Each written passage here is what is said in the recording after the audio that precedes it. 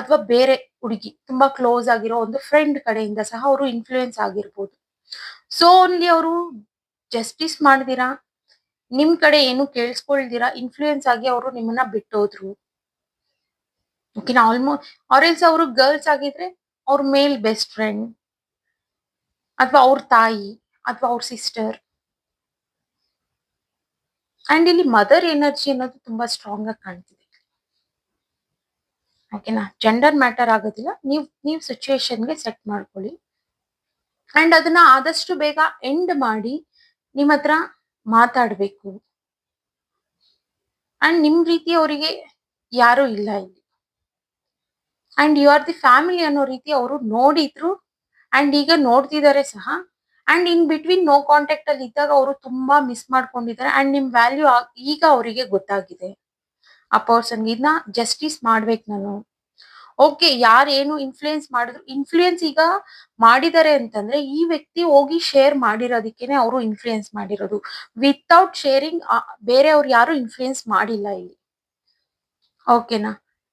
ಇವ್ರು ಹೋಗಿ ಈ ರೀತಿ ಇದೆ ಬಿಕಾಸ್ ನಿಮ್ಮಿಬ್ರ ಮಧ್ಯೆ ಸ್ವಲ್ಪ ಏನಾದ್ರು ಡಿಸ್ಟರ್ಬೆನ್ಸ್ ಅಂತ ಆಯ್ತು, ಅಥವಾ ನೀವು ಮಾತಾಡೋದು ಅವ್ರಿಗೆ ಸೆಟ್ ಆಗಿಲ್ವಾ, ಅಥವಾ ಇವ್ರು ಮಾತಾಡೋದು ನಿಮಗ್ ಸೆಟ್ ಆಗಿಲ್ಲ, ಆ ರೀತಿ ಡಿಸ್ಟರ್ಬೆನ್ಸ್ ಆದಾಗ ಈ ವ್ಯಕ್ತಿ ಹೋಗಿ ಒಂದು ಪರ್ಟಿಕ್ಯುಲರ್ ಪರ್ಸನ್ ಹತ್ರ ಶೇರ್ ಮಾಡ್ಕೊಳ್ತಿದ್ರು. ಸೊ ಆ ಶೇರ್ ಮಾಡ್ಕೊಂಡಾಗ ಆ ಪರ್ಸನ್ ಇವ್ರನ್ನ ಇನ್ಫ್ಲೂಯೆನ್ಸ್ ಮಾಡ್ತಿದ್ರು, ಹೇಳ್ಕೊಡ್ತಿದ್ರು, ಈ ರೀತಿ ಮಾಡಿ, ಹೀಗ್ ಮಾಡಿ, ಹಾಗ್ ಮಾಡಿ, ಸ್ವಲ್ಪ ದಿನ ಬಿಟ್ಬಿಡಿ, ಬ್ರೇಕ್ ತಗೊಳ್ಳಿ, ಆ ರೀತಿ ಎಲ್ಲ ಹೇಳ್ತಿದ್ರು. ಸೊ ಓನ್ಲಿ ಆ ಟೈಮಲ್ಲಿ ಆ ಪರ್ಸನ್ ನಿಮಗೆ ಜಸ್ಟಿಸ್ ಮಾಡ್ತೀರಾ, ಅವ್ರ ಇನ್ಫ್ಲೂಯೆನ್ಸ್ಗೆ ಇವ್ರು ಇನ್ಫ್ಲೂಯೆನ್ಸ್ ಆಗಿ, ಯಾರು ಇನ್ಫ್ಲೂಯೆನ್ಸ್ ಮಾಡ್ತಿದ್ರಲ್ವಾ ಅವ್ರಿಗೆ ಇನ್ಫ್ಲೂಯೆನ್ಸ್ ಆಗಿ ಬಿಟ್ಟಿದ್ರು. ಬಟ್ ಈಗ ಇವ್ರಿಗೇನು ಅನ್ಸ್ತಿದೆ ಅಂತಂದ್ರೆ ಇನ್ಮೇಲೆ ಏನೇ ಆದ್ರೂನು, ಇದು ರಿಲೇಶನ್ಶಿಪ್ ಆಗ್ಲಿ, ಮ್ಯಾರೇಜ್ ಆಗಿರ್ಲಿ, ಏನೇ ಇದ್ರು ಇದು ಕಾಮನ್. ಸೊ ಇದನ್ನ ಪ್ರಾಕ್ಟಿಕಲ್ ಆಗಿ ತಗೊಂಡು ನೆಕ್ಸ್ಟ್ ಏನು ಶೇರ್ ಮಾಡಬಾರ್ದು ಬೇರೆಯವ್ರ ಹತ್ರ. ಬಿಕಾಸ್ ಬೇರೆಯವ್ರು ಕೊಡೋ ಸಜೆಷನ್ಸ್ ಇಂದ ನನಗ್ ಕಷ್ಟ ಆಗುತ್ತೆ, ಆ ಪರ್ಸನ್ ನಿಮ್ಮನ್ನ ಕಳ್ಕೊಳ್ತಾರೆ ಅನ್ನೋ ಒಂದು ರಿಯಲೈಸೇಷನ್ ಅನ್ನೋದು ಈ ಪರ್ಸನ್ಗೆ ಬಂದಿದೆ ಇಲ್ಲಿ. ಓಕೆನಾ? ಅಂಡ್ ಸ್ವಲ್ಪ ದಿನ ಇನ್ಫ್ಲೂಯೆನ್ಸ್ ಆದ್ಮೇಲೆ ಈ ಪರ್ಸನ್ ಒಂದ್ ಸ್ವಲ್ಪ ಈಗೋಯಿಸ್ಟಿಕ್ ಅನ್ನೋದು, ಈಗೋ ಅನ್ನೋದು ತೋರಿಸಿದ್ರು, ಈಗೋಯಿಸ್ಟಿಕ್ ಆಗಿ ಇದ್ರು ಸಹ ಈ ಪರ್ಸನ್.